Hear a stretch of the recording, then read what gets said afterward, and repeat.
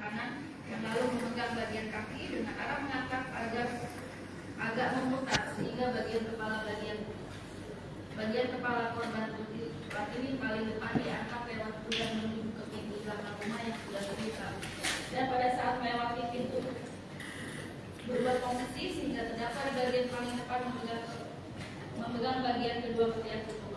putih Suhartini dan dengan posisi mundur sambil menarik tubuh korban putih Suhartini, sedangkan posisi saksi Yosef Hidayah bergeser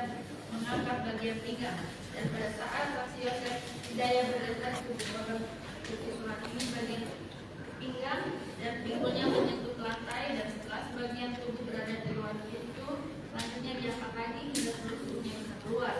Setelah seluruh tubuhnya keluar dari pintu belakang, kemudian tubuh korban putih Suhartini diangkat dan digeser sedikit untuk diletakkan di teras depan korban belakang di depan gudang belakang. Kemudian saksi Yosef Hidayah menyuruh kepada terdakwa untuk menunggu, dan kemudian terdakwa menunggu di dekat korban putih Suhartini sampai sekira pukul 4.30 WIB. Bahwa sekira waktu tersebut di atas, kemudian terdakwa masuk kembali ke dalam rumah melewati pintu belakang, dan ketika melewati depan pintu kamar mandi, tubuh korban Adelia Cikaratu masih berada di depan pintu kamar mandi, dan ketika itu saksi Mimi Mintasi masih berada di dalam kamar mandi. Lalu di ruang tamu, saksi Arigi Reza Pratama alias Reza bin Asep Kohimas dan saksi Abi Aulia bin Asep Kohimas sedang mengacak-acak ruang kamar yayasan yang letaknya dekat ruang tamu. Lalu saksi Yosef Hidayah berjalan dari ruang tamu keluar lewat pintu depan menuju ke arah garasi, lalu menyalakan mobil Alphard dengan posisi arah mobil masih ke arah dalam garasi. Lalu terdakwa kembali ke belakang rumah, dan saksi Yosef Hidayah menyuruh terdakwa mengangkat tubuh korban putih Suhartini ke dalam mobil Alphard. Kemudian terdakwa mengangkat tubuh korban putih Suhartini dan dari pintu belakang datang saksi Arigi Reza Pratama alias Reza bin Asep Kohimas untuk membantu mengangkat tubuh korban putih Suhartini.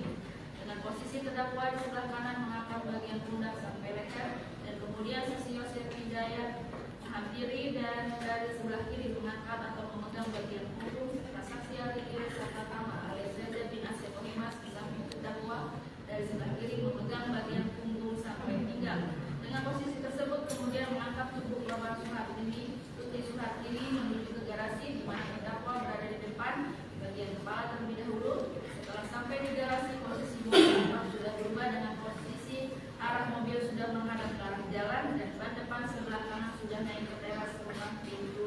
serta pintu belakang sudah terbuka. Kemudian saksi Abi Aulia bin Asep Kohimas turun dari mobil dan mengambil posisi di bagian sebelah kanan terdakwa. Lalu secara bersama-sama dengan posisi sejajar mengangkat tubuh korban putih Suhartini yang kemudian dimasukkan ke bagian belakang atau bagasi kursi mobil Alphard dengan posisi kepala sebelah kiri dan kakinya agak menekuk. Setelah itu terdakwa menunggu di garasi, dan saksi Yosef Hidayah masuk ke dalam rumah, dan saat kemudian saksi Yosef Hidayah dengan melewati pintu depan membopong atau mengangkat tubuh korban Amelia Cikaratu lalu dimasukkan ke bagian belakang atau bagasi mobil Alphard dengan posisi kepala di atas kaki jasad korban putih Suhartini. Bahwa sekira pukul 6.30 WIB terdakwa masuk ke dalam rumah melewati pintu depan diikuti oleh saksi Yosef Hidayah. Setelah berada di ruang tamu, lalu saksi Yosef Hidayah menyuruh terdakwa untuk menyiram air ke lantai yang ada darah atau bercak darahnya. Selanjutnya terdakwa menuju kamar mandi dan dengan menggunakan ember warna kecil warna biru yang diisi dengan air serta sebuah gayung warna biru, kemudian menyiram lantai yang terdapat bercak darahnya dengan air, yakni posisi lantai di depan kamar mandi dan lantai di bagian dapur, di lantai ruang tamu, lantai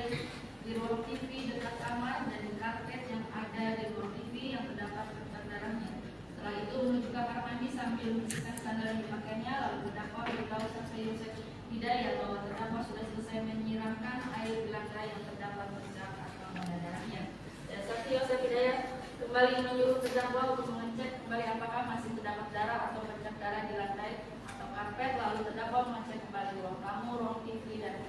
karpet, dapur dekat wastafel dan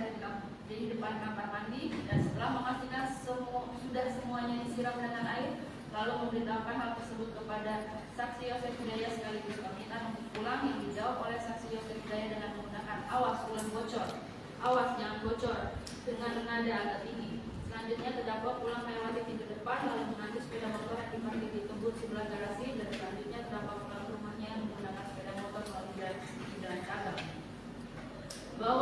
Dede Hidayat dan saksi Ati Solihin memberikan keterangan bahwa pada hari Rabu tanggal 8 Agustus 2021